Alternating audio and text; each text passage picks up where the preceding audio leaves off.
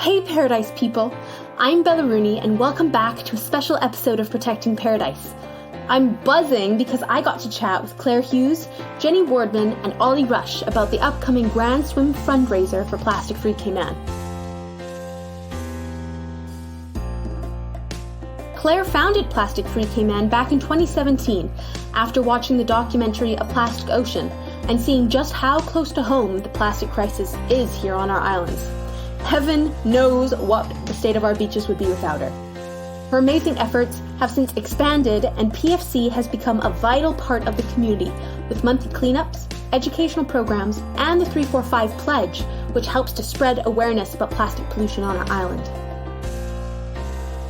After attending many a beach cleanup, Jen joined the team. Jen's an avid plastic collector with a degree in environmental science and a deep passion for combating the impacts humans are having on our ecosystems. When asking Claire what could she do to help further with this project, she was told to write a rap about plastic. And she's done just that. So keep your ears open for its release at the closing ceremony of the Grand Swim. Ollie is an environmental campaigner, swimmer, and plastic pollution destroyer. After already completing 2 major swims in his life, one a 62.1-mile swim in 10 days along the Jurassic coast, the other a record-breaking 60-mile swim around the Isle of Wight in only 15 hours and 9 minutes, Ollie has now decided it's time to break another record and take the plunge into our emerald waters for a non-stop 65-mile swim around Grand Cayman, hoping to raise money and awareness for Plastic Free Cayman. How freaking cool is he? But anyway, enough of my excited babbling. Let's dive on in and find out what it's all about from our amazing guests.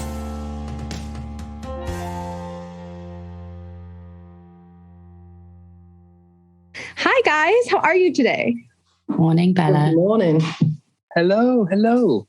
How was your big swim this morning, Ollie? Yeah, I think I'm still in swim mode now. My body's still swimming up and down the pool. It was okay. It was a long swim. It was 5 hours, which is the longest swim I've done for a little while. So it was in a 25-meter pool. It's a bit of a struggle. It's more of a mental challenge than a physical one, to be honest. But it was done. It's ticked off and ready for the next one tomorrow morning. Amazing! Oh my gosh! And this is all in preparation for the Grand Swim, which is what we're here to talk about today. Is that right? Yeah, exactly. So I've got a training plan which has been written out for me by some awesome swimmers. We've all sort of grouped together and had a look at previous swims and what I've done before and what other people have done. And we've written a big training program down. So it's all part of that. Just sort of tapering up for the big event in May. Well, that's 65 miles. That's insane. And what is it all for? What are we raising the money for? What's the motivation behind it? I guess I'm answering that. So for me, it's, raising awareness about plastic pollution. That's the thing is, although it's a massive swim, I think I said this about my last swim. It's the biggest swim I've ever done. That's nothing to do with swimming. It's all about making people think. Mm-hmm. It's that shock and awe, someone's prepared to swim 65 miles, 30 hours, overnight. It's going to be very, very difficult swim. It's going to take me to places I've never been before, I'm sure. And it's all about raising awareness about plastic pollution. And at the same time, through doing that, hopefully raise an awesome amount of money for Plastic Free Cayman, which is a big, big drive as well, because they're doing such a fantastic job out there. So that's insane. And is that around our island? Is that the idea?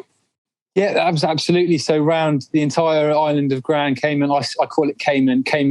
I'm so excited. And to be honest, every time I say that and go back to the fact it is a 30-hour swim, it sinks in to how much preparation and support and generosity. And, people giving up their time. We're going to need a lot of help with this swim.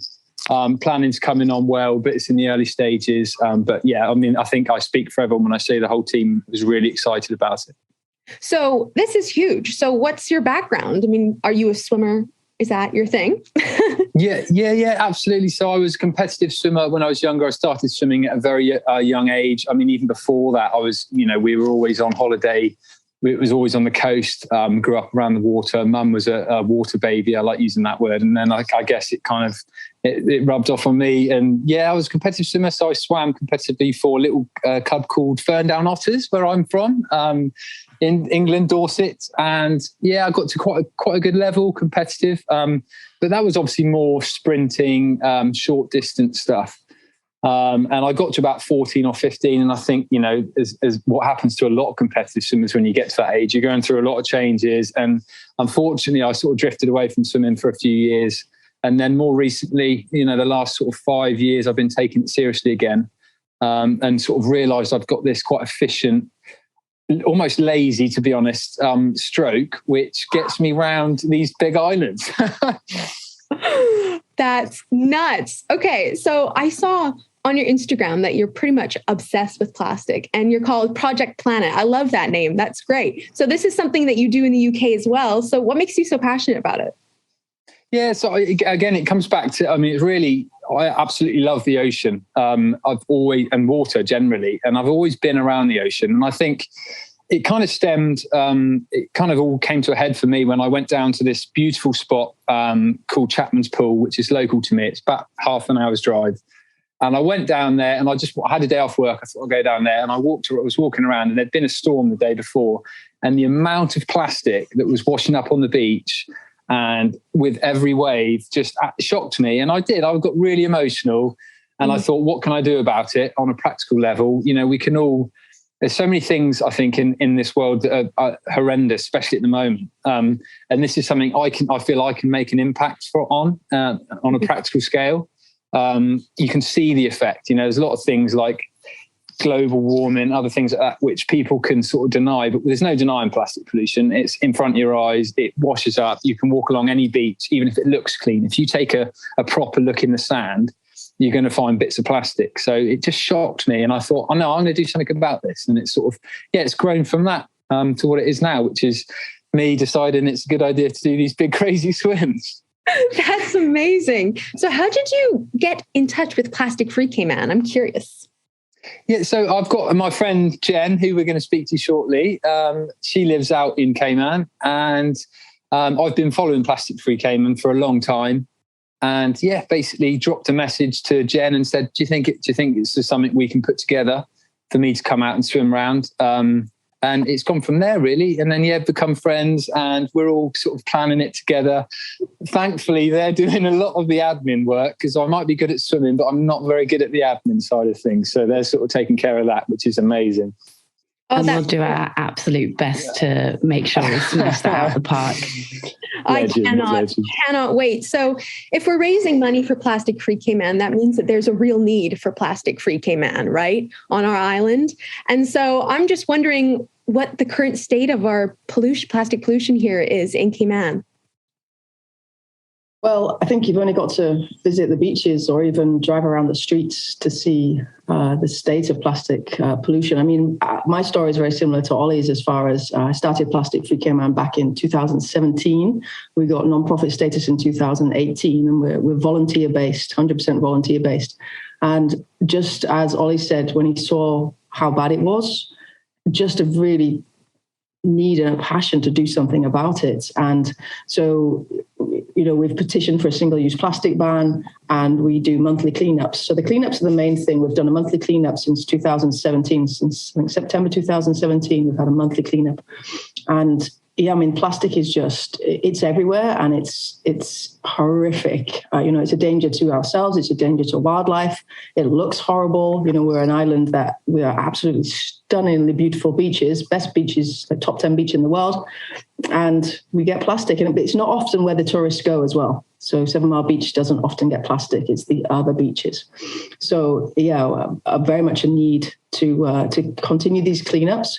Really, we'd like to see more cleanups happening, and we'd like to see more education, more outreach. And this is why when they suggested, you know, raising some money, doing this big epic swim, we were absolutely said, brilliant. That would be fantastic, because we'd like to be able to employ a couple of people for Plastic Free Cayman.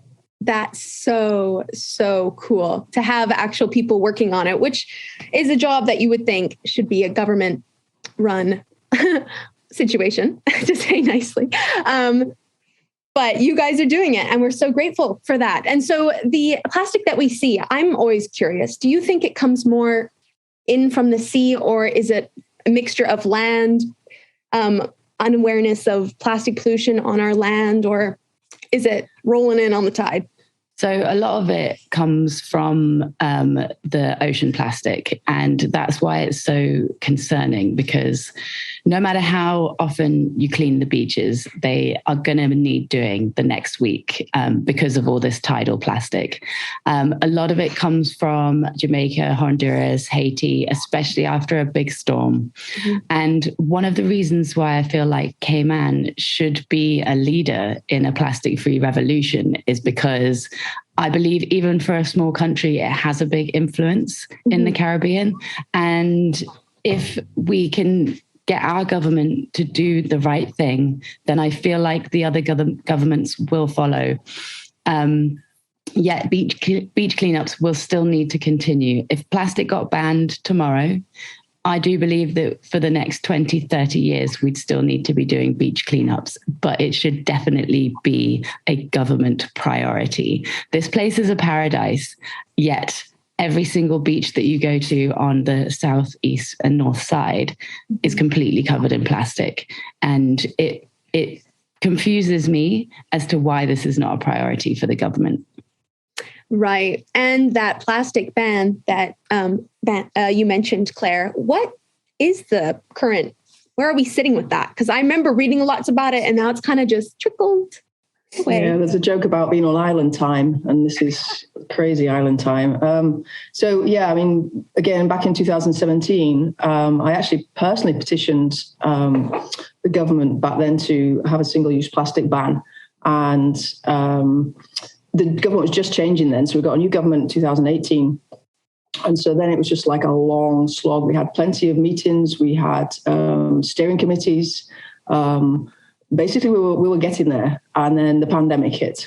And that obviously delayed things very much so. And then obviously we all saw a big increase in single-use plastic, not just from testing kits and medical waste, masks, gloves, but also just everything just seemed to be wrapped and double wrapped in plastic. So, I mean, we weren't allowed to take our reusable bags to the supermarket. We had to use single-use bags, although I still was proud of myself. I still refused. I was like, nope, I'm going to put every single item from the checkout into the trolley. I don't need a plastic bag. So yeah, we're very hopeful. We're hoping that the Premier, Mr. Panton, he's very passionate about the environment, but it as Jen said, it should be a priority, and it's not been. So we're very much hoping, now things are calming down with the pandemic, that this will get a kickstart. And we're going to keep putting pressure on the government, and the youth are putting pressure on as well. So we're not going to give up. So I love that. That's brilliant. And that's good too, because I feel like sometimes it's overwhelming when you see, you clean a beach, it looks beautiful. You come back a week later and you have to start from zero, right? You have to start from, let's go again. Let's do it all again. So what are your tips for maybe solving the problem, one side of the problem from our end of what we put into the environment? What are your top tips for living a more plastic-free life? Jen, you want to? Everybody. Absolutely. Okay. I mean, from a perspective of when you get to do the beach cleans, when you actually see with your eyeballs what products you use and then seeing them on the beach, that's what really changed things for me. That means that when I'm in the supermarket, I'm identifying what products I see most of on the beach, and I avoid them. And I have got a complete range of stainless steel insulated bottles that I will take with me absolutely everywhere, because it is a nightmare of mine to get caught short and be thirsty and not have a container of water in my vehicle. That's something I do every single day, no matter where I'm going. Taking a reusable cup to a coffee shop. Obviously, a lot of those cups are cardboard, but they're still lined with plastic. It's just about being conscious of your own consumption. And I honestly think that getting out and doing a beach clean and seeing it there with your own eyes, it really brings it home. And it's in that supermarket situation, that's where you need to be thinking glass instead of plastic. And then you get to use your glass jars to store your dry goods in at home. What could be better? Yeah, I mean, one thing, the Caymanians are very resourceful. I mean, it's a seafaring country, and things did wash up on the beach, and they used them, and it was almost like treasure. So, the thatch bags, for example, silver thatch being the national tree. So, just going back really, 50, 60 years, even less than that, and just really being resourceful and reusing things. We're so fast paced nowadays. But as Jen said, just some simple things. I mean, we also created what's called a 345 pledge, which we have on our website. So plasticfreecayman.com /345 pledge. And that gives 10 ideas of what, as an individual, you can do. One of which is a bamboo toothbrush, because we see so many toothbrushes washing up on the beach, and then your reusable bottle or reusable cup, as Jen said. And just basically, now remember our keys, remember our phone. We have to often come back for a mask. Mm. And so, why can't we remember our reusables? Come back, remember your reusable bottle, or keep your reusable bags in the car. Some simple things.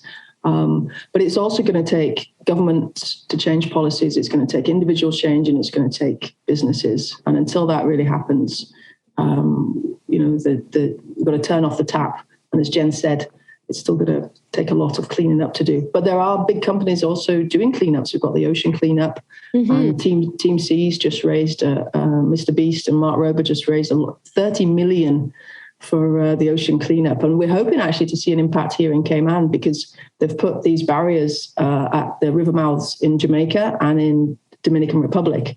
And we do get a lot of trash washing up from Jamaica and Haiti and Dominican Republic. So, things are happening. There's a lot to feel positive about, especially, in our negative world at the moment. Yeah, I had no idea about that, actually. I knew about the cleanup, but I didn't know about the blocks. That's brilliant. Oh, fingers crossed that comes our way. Ollie, do you have any little tips and tricks that you like to do in the UK? Yeah, so I was sat here all quiet trying to get away with that one. But no, absolutely. I mean, again, we try and avoid as much plastic as we can, to be honest, in the first place. That's the way forward. I think as well, I don't know how it works out there with recycling, but certainly here, there is really good recycling schemes. And I'll always say that recycling is not the answer, but until we've got a better solution, it's very important to do that, and to do that as well as we can. So just really separate all of the stuff. Because we can recycle most things over here. There's a scheme called TerraCycle as well, which actually we can recycle, like even the plastic films and stuff. So I've got in the kitchen, I'm a little bit obsessive about it, I think. But even like the films that, your kale or whatever comes in, almost everything in the supermarket now, unfortunately, is wrapped in plastic, which, like Claire said, we're all trying to get that to be changed. But so bits like that can be recycled as well. So it's just trying to avoid it in the first place. If you do have to buy it, try and dispose of it correctly or recycle it where possible. So I think that would be the only thing to add. Yeah, and all small efforts count, right? Even if you think, me putting the effort in today isn't going to make a difference. It does, because it all adds up. And it's so important for people to have that optimism that you can make a difference just by changing little things in your everyday life, right? Okay, yeah, 100%. I'm so excited about this swim. So let's get the details of it. So what's the date? Do you have a day planned? Are you starting from a certain beach? Where can we go to donate? Where can we go for updates? So all of that is difficult to answer. So we haven't got an exact date. We've got May. It's going to be mid to the end of May. So I'm going to come out in May. Awesome. And we're basically going to look at the best weather window, the best tides, and go through with the team, try and work out what the exact date is. So I would say best guess is going to be third week of May. As start and finish is undecided at the moment. We're trying to work out, there's areas around the island I don't really want to be swimming at night for safety. So we're looking at that in a minute. So that's undecided. But we also, just to jump in there, we do also really want those 7 Mile Beach sunset finish line pictures. So we've got to balance safety and also Instagram. I think that we might have to chat about that. Even if I have to drive, we have to bring me back round or something. But yeah, it would be lovely to start on 7 Mile Beach, obviously. But we'll look at that. We'll chat with the team and discuss. Jen's got that decided in her head already. And where can we donate? Because this is a charity swim. So where can we donate for this?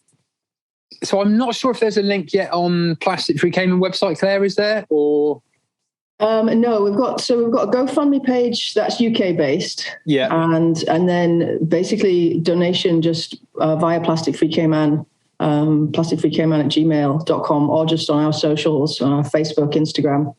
Okay. Just to drop us a message. We have had some donations coming in from local businesses, so that's fantastic. That's awesome.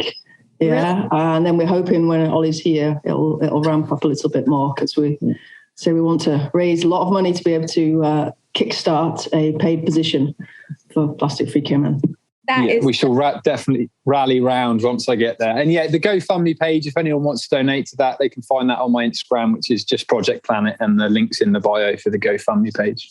Okay, perfect. Okay, thank you guys so much for talking to me about this today. I cannot wait for it. And I can't wait to meet you, Ollie, and cheer you on and see you swim. Oh, it's so exciting. Yes. It's so wonderful. Thank you, Plastic Free Cayman, for everything you guys do for this island. I don't know where we would be without you. And I hope that this gets you a permanent spot, and you have permanent people and it just explodes, because it's going to be amazing. So thank you guys so much. I'll see you soon. Bella. Thank you, Bella. Awesome. Thank you. Thank you very Bye. much. Bye.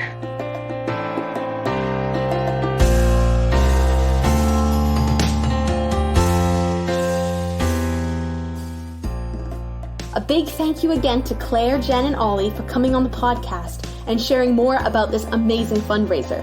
We wish the absolute best of luck to Ollie on his training, and I cannot wait for May. Further information about the Grand Swim can be found on the Plastic Free Cayman website, and a link to the sponsors page will be in the show notes of today's episode. Follow Plastic Free Cayman and Project Planet on Instagram for updates, and I'll talk to you next time. Toodles!